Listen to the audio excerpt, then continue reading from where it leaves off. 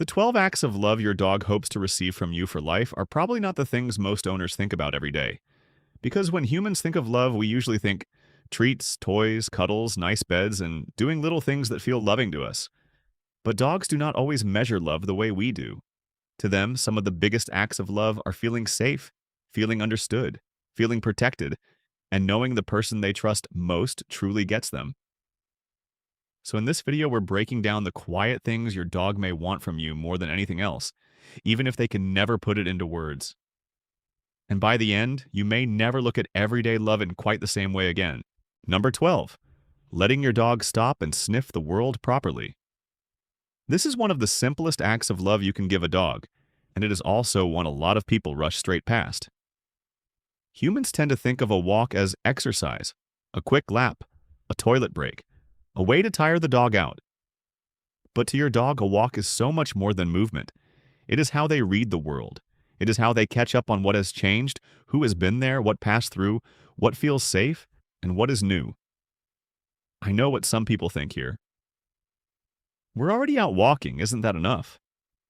Not always. Because if the whole walk is just pull, come on, keep moving, your dog may be getting the physical part without getting much of the mental part that matters just as much to them.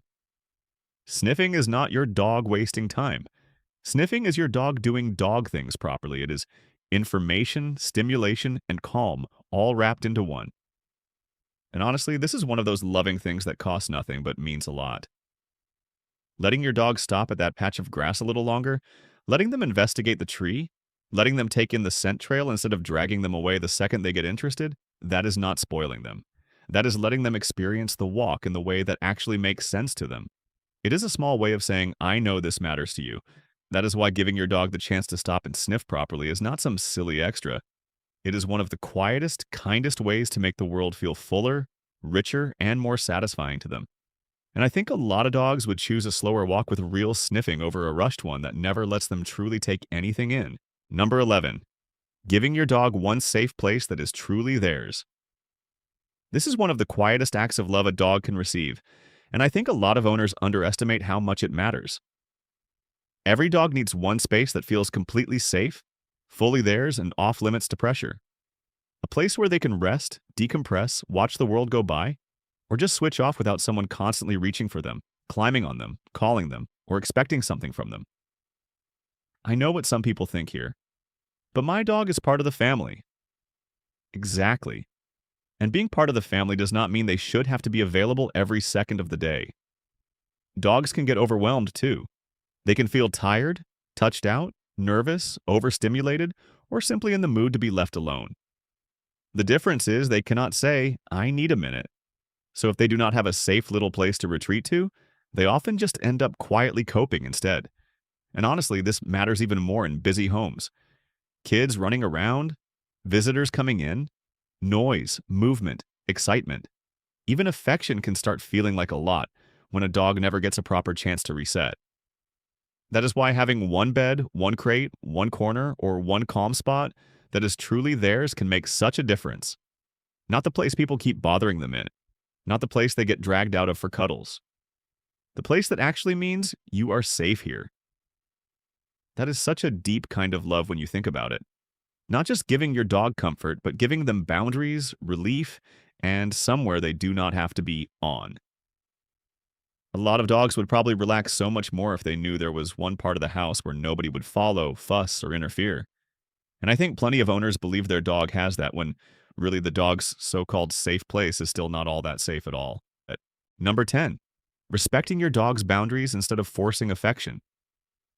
This is such an important one because humans often assume affection is always a good thing, as long as it is meant lovingly. We hug, kiss, squeeze, fuss over, and call dogs in for cuddles because to us that feels warm and sweet. But dogs do not always experience affection the same way humans do. Sometimes what feels loving to you can feel overwhelming, confusing, or just a bit too much for them. I know what some people think here, but my dog lets me do it. Yes, a lot of dogs do. Let people do things they do not actually enjoy all that much. That is part of what makes this so easy to miss. A dog might stay still, lick their lips, turn their head away, look tense, yawn, or sort of tolerate the moment. and the human reads that as they love this, when really the dog may just be being patient, polite, or unsure how to get space without causing conflict. And honestly, one of the kindest things you can do for a dog is notice the difference between a dog who truly wants contact and a dog who is just putting up with it. A dog leaning in, nudging you, coming back for more, or choosing to stay close is very different from a dog who freezes, stiffens, looks away, or quietly tries to move off. Respecting that difference builds something much deeper than forced affection ever could. It tells your dog that being close to you is safe, not something they have to endure. That is why respecting your dog's boundaries is such a real act of love. It is not less loving to give them space. In many cases, it is more loving. Because instead of treating their body like something always available for human affection, you are showing them that their comfort matters too. And I think a lot of dogs would trust even more deeply if more people understood that love does not always mean more touching. Sometimes it means knowing when not to. Number 9, leaving your scent behind when they miss you. This one is so simple, but it can mean a lot more to your dog than people realize. Humans are very visual, so when we think of comfort, we often think of being seen, held, or physically close. Dogs live so much more through scent. Your smell is one of the strongest markers of safety, familiarity, and connection in their world. It tells them you are part of home. It tells them you belong. And when you are gone, that scent can still bring them comfort. I know what some people think here. It's just an old shirt. To you, maybe. To your dog, it can feel like a piece of you is still there.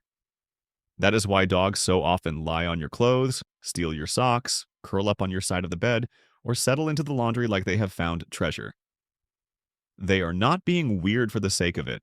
They are drawn to the scent that makes them feel grounded and close to someone they love. And honestly, this is one of those acts of love that costs nothing and can help more than people expect. Leaving a worn t-shirt, a blanket that smells like you, or something soft with your scent near their bed or safe space can make a dog feel less alone when you are out. Especially for dogs who miss their people deeply, that familiar smell can take some of the edge off the empty feeling of your absence. That is what makes this such a beautiful kind of love. You are not just giving your dog an object. You are giving them reassurance in a language that makes sense to them. Something that says, I'm not here right now, but I'm still part of your world. And I think a lot of dogs would choose that quiet comfort over one more fancy item bought with good intentions, but no emotional meaning behind it. Number 8, staying calm when your dog needs your nervous system. This one is deeper than a lot of people realize because dogs do not just watch what we do. They feel what kind of energy we bring into a room. If you are tense, flustered, loud, or panicked, your dog often picks up on that straight away. And I know what some people think here. My dog is upset because of the storm, the stranger, the noise, the vet, the fireworks. Yes, maybe. But what they are also getting is you. Your breathing, your tone, your tension, your whole nervous system. That is why some dogs seem to settle just because one calm person is beside them. Not because the scary thing vanished, but because the dog is borrowing steadiness from someone they trust. And honestly, I think this is one of the most powerful acts of love a dog can receive, because it is not flashy at all. It is not a toy. It is not a treat. It is you choosing not to add more panic to the moment. This does not mean you have to be some perfectly calm Zen master every second of your life. It just means that when your dog is overwhelmed, frightened, or unsure, your calm matters. The way you sit with them, the way you speak, the way you move. Even the decision not to crowd them with frantic energy can make a difference. A lot of dogs are not looking for a big performance in those moments. They are looking for a signal that says, I am here and you are safe with me. And when you think about it, that is such a beautiful form of love. Not fixing everything instantly, not pretending nothing is wrong. Just becoming the steady thing your dog can lean against when the world feels too loud. I think a lot of dogs would choose that feeling over almost anything else. Number 7, giving your dog routines they can trust. This is one of those quiet forms of love that humans do not always think about enough, because routine can look a bit boring from the outside. Same wake-up time, same feeding rhythm, same bedtime pattern, same little signals that tell your dog what kind of day it is. But to a dog, that predictability can feel incredibly comforting. It tells them the world makes sense. It tells them what is coming. It tells them life is steady. I know what some people think here, a beat, but I do not want my dog's life to feel too repetitive. And that is fair. Dogs absolutely enjoy novelty too. New smells, new walks, little changes, fun moments. But novelty feels a lot better when it sits on top of a stable base. What dogs usually do not enjoy is chaos. Not knowing when food is coming. Not knowing when you are leaving. Not knowing whether the house is calm or tense. Not knowing what kind of version of the day they are about to get. And honestly, I think this is one of the reasons dogs bond so deeply with the people they trust most. They start to rely on those rhythms. The sound of the morning routine, the time the lead normally comes out, the way the house settles in the evening. Those patterns are not just habits to them, they are anchors. They make life feel safe and familiar in a way that dogs really seem to need. That is why giving your dog routines they can trust is such a real act of love. Not because every day has to look exactly the same, but because your dog should not have to live in a world that feels random all the time. I think a lot of dogs feel calmer, more secure, and more settled, simply because the people around them have created a life that feels steady enough to lean on. Number 6. Protecting your dog from noise, chaos, and overwhelm. This is a huge one because a lot of dogs are expected to just cope with environments that are far louder, busier, and more overwhelming than people realize. Loud visitors, kids running everywhere, fireworks, sudden shouting, constant noise, too much handling, too much excitement, too much going on all at once. And because dogs cannot explain how overloaded they feel, people often do not notice until the dog is already stressed, shut down, or reacting badly. I know what some people think here. My dog needs to get used to life. And yes, dogs do need to live in the real world. But there is a big difference between helping a dog feel confident and expecting them to absorb endless chaos with no support. Some dogs are more sensitive than others. Some recover quickly, some do not. And a loving home should not constantly feel like something they have to brace themselves against. And honestly, one of the kindest things you can do for a dog is notice when the world is getting too loud for them and step in before it turns into overwhelm. That might mean giving them distance, lowering the energy, not forcing interactions, moving them to a quieter room, or simply realizing that they'll be fine is not always true. Protection is not only about food, shelter, and vet care. Sometimes it is about shielding your dog from things that are hitting their nervous system harder than you can see. That is why protecting your dog from chaos is such an important act of love. Because to your dog, being loved does not just mean being included in everything. Sometimes it means being protected from things they were never comfortable with in the first place. And I think a lot of dogs would feel far more at peace if the people around them stopped expecting them to tolerate so much noise, pressure, and overwhelm, just because they happen to be good dogs. Number 5. Giving real time, not just treats, toys, and stuff. This one really hits because humans are so used to showing love by giving things. A new toy, better treats, a nicer bed, a cute accessory, another little item that says, "I thought of you." And none of that is bad, but I think a lot of owners quietly fall into the trap of thinking buying more is the same as being more present. For dogs, it often is not. I know what some people think here, but my dog has everything. Maybe they do in the material sense, plenty of toys, good food, nice gear. But dogs do not build their deepest sense of love around stuff. They build it around time, attention, shared moments, and feeling emotionally connected to the person they care about most. A dog would often choose 10 calm minutes with you over one more fancy thing they did not ask for. And honestly, this is such an easy one to miss because buying feels productive. It feels like you are doing something. It feels like love in action. Meanwhile, real time can look almost too simple. Sitting with them, walking with them properly, watching them, listening to them, playing in a way that is actually about them, not just squeezing it in, being emotionally available instead of physically nearby, but mentally somewhere else. That kind of presence is harder to measure, but dogs seem to feel it very deeply. That is why giving real time is such an important act of love. Not because treats and toys do not matter at all, but because they are not the thing your dog will treasure most. Your dog is not keeping score of how much stuff you bought. They are feeling who shows up, who notices them, who slows down for them, and who makes them feel truly together. And I think a lot of dogs would trade half their toy basket for a little more real, undistracted time with the person they love most. Number 4, making home feel emotionally safe. This one goes deeper than people often realize because a dog does not just live in your house, they live in the emotional atmosphere of it. They feel the tension, the noise, the unpredictability, the way people move, the way voices rise, the way moods shift. And I know what some people think here. My dog has a bed, food, water, and a roof over their head. Yes, and those things matter. But emotional safety is a whole other layer. A dog can be physically cared for and still feel unsettled by the environment around them. If the home is tense, loud, unpredictable, or full of sharp energy, your dog may spend more time on edge than you realize. Not always in an obvious way either. Sometimes it is just a dog that never quite switches off, never fully relaxes, always watches, always listens, always stays a little bit ready. That is not the same as feeling truly safe. And honestly, I think this is one of the biggest gifts a dog can receive from a human. A home where they do not have to brace themselves.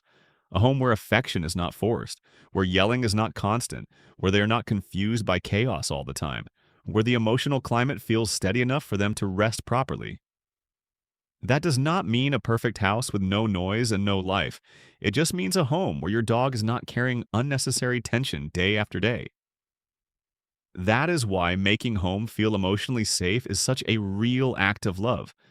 Because from your dog's point of view, home should not just be where they eat and sleep. It should be the place where their body softens, their breathing slows, and their nervous system finally knows it can let go. And I think a lot of dogs need that feeling more than people realize. Number 3, staying beside them when they are scared. This is one of the deepest acts of love a dog can receive because fear changes everything for them in that moment. A storm, fireworks, the vet, a strange environment, loud visitors, a sudden noise, another dog, even something we think is tiny can make a dog feel completely unsure of the world around them. And I know what some people think here. If I comfort them, I'll make them more fearful. But what many dogs need in those moments is not distance. It is steadiness, presence, the quiet feeling that they do not have to face it alone. And honestly, I think this gets misunderstood a lot. Staying beside your dog when they are scared does not mean turning their fear into a giant dramatic event. It means not abandoning them emotionally when they are clearly struggling. Sitting near them, speaking gently, letting them come close if they want to. Not forcing them to just get over it, while their body is telling you very clearly that they are not okay. A lot of dogs are not looking for some perfect solution. They are looking for a trusted presence. What makes this so powerful is that dogs remember how they feel around people in hard moments. When the world feels scary and you are still calm, still there, still safe to be near, that builds something huge. It tells your dog, when I'm frightened, you don't disappear on me. You don't make it worse, you stay. That kind of trust goes very deep. And I think a lot of dogs would choose that over almost anything else. Not a treat, not a toy, not some cheerful distraction. Just the simple reassurance of not being left alone with fear. Because when your dog is scared, your presence can become the safest thing in the room. Number 2, learning the quiet ways your dog asks for help. This one matters so much because dogs usually do not ask for help in big, obvious ways at first. They do not sit you down and explain that they are hurting, overwhelmed, confused, or struggling. Most of the time they ask quietly, a change in energy, a different look in their eyes, sleeping more, wanting less contact, wanting more contact, licking more, hiding, slowing down, seeming a little off in a way that is hard to explain. And I know what some people think here. They're probably fine.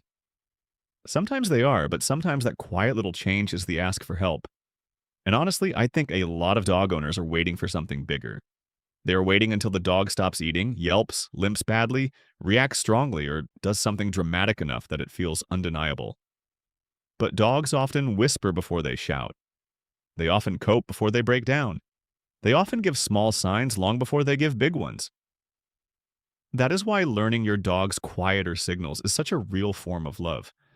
It means you are paying attention before things become impossible to miss. What makes this even more powerful is that every dog has their own version of something's wrong. For one dog, it might be becoming clingier. For another, it might be withdrawing. For one, it might be restlessness. For another, it might be being strangely still. The more you truly know your dog, the more you start catching those tiny shifts earlier. And when you respond early, you can give comfort, get help, make changes, and spare them from struggling in silence for longer than they should have to. That is such a meaningful kind of love when you think about it. Not just loving your dog when their needs are obvious, but noticing them when they are still quiet. I think a lot of dogs are asking for help long before humans realize it. The real gift is being the kind of person who learns how to hear it. Number one, being there in the hardest moments of their life. This is the one that goes deeper than all the others, because love is easy to picture in the happy moments. The walks, the cuddles, the games, the treats, the little routines that make life feel warm and familiar. But the truest kind of love often shows itself most clearly in the hardest moments. When your dog is old, when they are sick, when they are weak, when they are frightened, when life becomes confusing, painful, or uncertain for them. That is when being there matters in a way words can barely cover. And I know what some people think here because it is the hardest thought in the world. I don't know if I could handle that. And honestly, of course it is hard. It is heartbreaking. It is the part of loving a dog that no one ever wants to face. But your dog will not understand why you are crying, why the room feels heavy, or why everything is changing.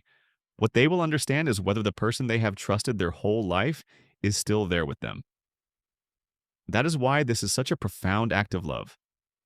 Staying. Not pulling away because it hurts too much. Not leaving them alone in the moments they feel most vulnerable. Being the familiar voice, the familiar hand, the familiar presence when they need comfort more than ever. Whether it is at the vet, during illness, during fear, or in their final moments, your presence can be the one thing that makes that hard moment feel less lonely. And honestly, I think if dogs could ask for one thing at the very end, it would not be one more toy, or one more treat, or one more perfect day. It would be you, the person whose scent meant home, the person whose routines shaped their world, the person whose love became the center of their life. That is why being there in their hardest moments is the greatest act of love of all. Because real love is not only about giving your dog a happy life, it is also about not letting them face the hardest parts of that life without you. And that is what makes this kind of love so powerful. It is steady, it is quiet, it stays.